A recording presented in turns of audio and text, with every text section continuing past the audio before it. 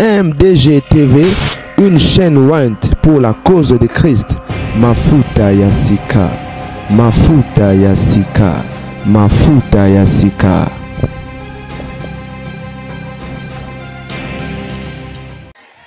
Mbote balandi ya MDG de TV Mafuta Yasika. Zalinga ubino la grande dame avec un grand jeune à cadre actualité. Toi, il sous pour nous basango. La vie était bateau belé ba cause la résultat conseil à frère Nabiso Mike Kalambai. Alors, pendant que je vous parle, Naouti Kozwa information qu'il y a eu des morts. Et ngana sala qui vidéo moko na TikTok interdisant les gens de ne pas aller. C'est le message que j'ai reçu de la part du Seigneur. Et parce que Nzamba ozala kunate. Alors, j'avais dit, je me rappelle avoir dit que Oakoyokate, Oakokende, Makambo Okutana nango etali. Et du coup, Baoya Rofinga Bafinga qui. Mais ce qui est vrai, c'est que Mike a la plein. C'était ça en fait l'objectif. Et à ça, il est plein. Quand des besoins on a voit la plein en Wana. Et naibisa bandeko que non, ne vous inquiétez pas, pour na ba fan ya Mike peut-être am subo yo kan ndingi nazo peksa ba kendete bo kan sabazo au la campagne de déstabilisation. Non naibisa bango et ba vidéo na na TikTok na j'ai dit aux gens, surtout aux fans de Mike, je leur avais dit que Mike a reçu la plein.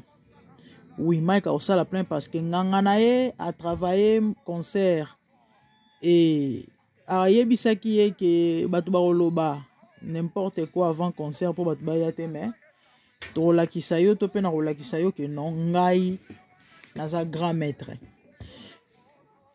Et j'ai mentionné mort. J'ai dit mort bon.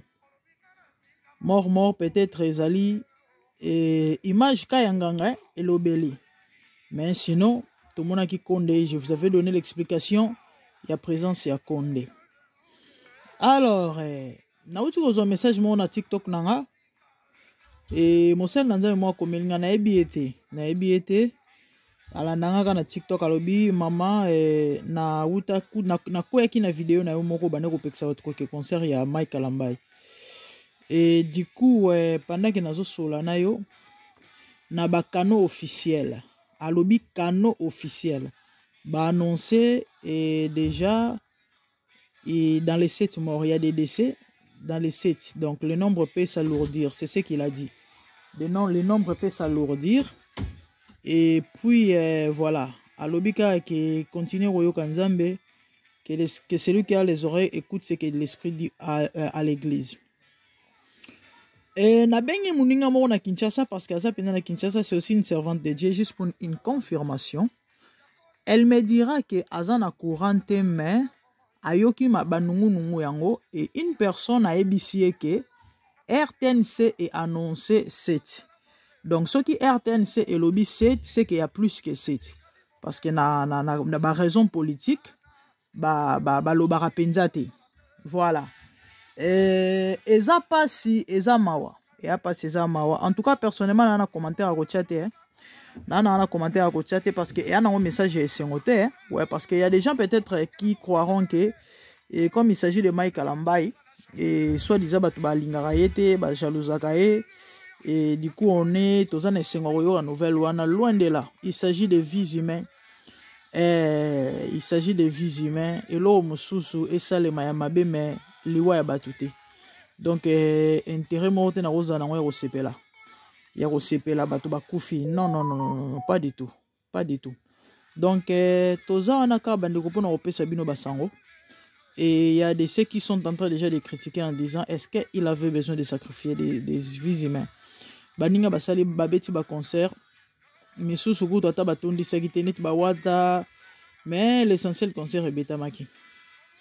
et il fallait que nango kaka jusqu'au bout pour le retrouver mukili et tala lelo ba conséquences na ebité explication ni na ya kopesa bon de tellement ba tout ba yoka ba soni ba yoka na bango sous sonité ba yoka na bango sous sonité non seulement ça ba koma na bango insensible ba koma insensible ils s'en foutent ba maramo ebele bazana tina te quoi et ba to ba kufa te l'essentiel ezaki o ya zaina posa osala sali et surtout que mission accomplie ba atteindre objectif au bango bazali na besoin ezaki ya retourner sa stade ezaki te ya ko bato ba ko kumisa nzambe ezaki stade etonda et du coup stade etondi menga nazo sekalanga parce que baninga tolo bo baninga c'est trop dire parce que toyebi ke ba mondain bazana balolengi na bango osela makambo Moïse atondisi stade asali ba cérémonie kilikili te tomoni asafishe na banganga te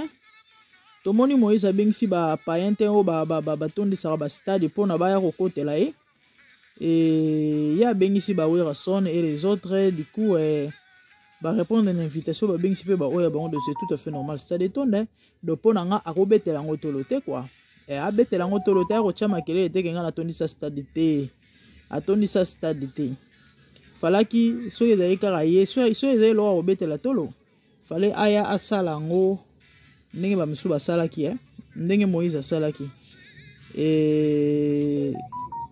kaka nde basalaki ba publicité kaka ndenge balobaki na ba réseaux sociaux esuki wana mais ya bengisi bawera babengisi bato na bango non seulement ça Madjabou, je vous avais dit Madjabou a tiembongo bandeko ya kosakana te pona réussite à concert oyo. Je crois peut-être parce que na minute actualité comme yango et bat ba osela on ba vidéo ya kotumba ya kokalinga ya bouillon ya donc na osala image mususu ta ya mukuse na laksabino comment est-ce que Madjabou ba s'organiser pona réussite à concert oyo. Ba billet et kabami gratos et ba côté mususu kutu ba pesi na ba billet na mbongo. Oui, j'ai des amis pasteurs o batindeli bango na ba billet na mbongo. Kapo batu na bango baya. Et bon, il y a problème té. Et vu les autres continuer le reste il y a ma banzambe na banana et maintenant on rendre compte parce que sali ezalaka individuel. Ceux qui ont ça sango ezara parce que sali passe koyoka ke bat bakufi. Et sali passe koyoka bat bakufi. Mais bon, Mike s'en fout il y a besoin de stade tonda c'est tout ce que il y a zoko ko importer pour naie donc c'est ce qui est plus important pour lui le reste c'est un problème na été. Et ngana omi tuna kara na omi lobela awa lobela batone. Il viendra dire quoi? Il viendra dire quoi? Explication n'y a pas ça bat. A expliquer batone. Oh nzambe sunga biso pasie. Siko tango sali ba am kombe babiki. Ba am kombe babiki. Bo lo bana biso nini keno ba bengisaki batu babon la mitema, ba sambela pona batu babon la mitema. Tata na Shadai to Shadari. Tata na Shadai na Zion oyo en tout cas ex akala ya ex ya Penyalo oyo amakambo. Moi mulubo amakambo. C'est ça. Extra concert yango yo.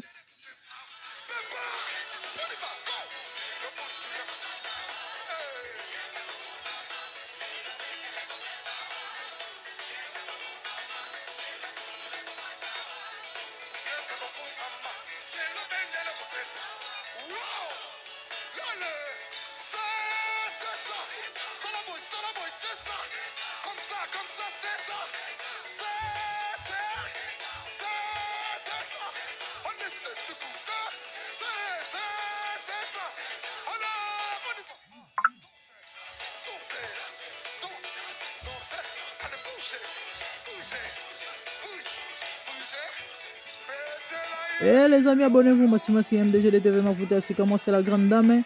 N'abonnez-vous pas, Massima des bonnes choses, ouais, c'était juste pour vous montrer les images. Et voilà, attendez ici, Kakandenge, azalaki na posa kotondisa ndenge bato babandaki kozela atondisa atondisi. Merci, au revoir, bye.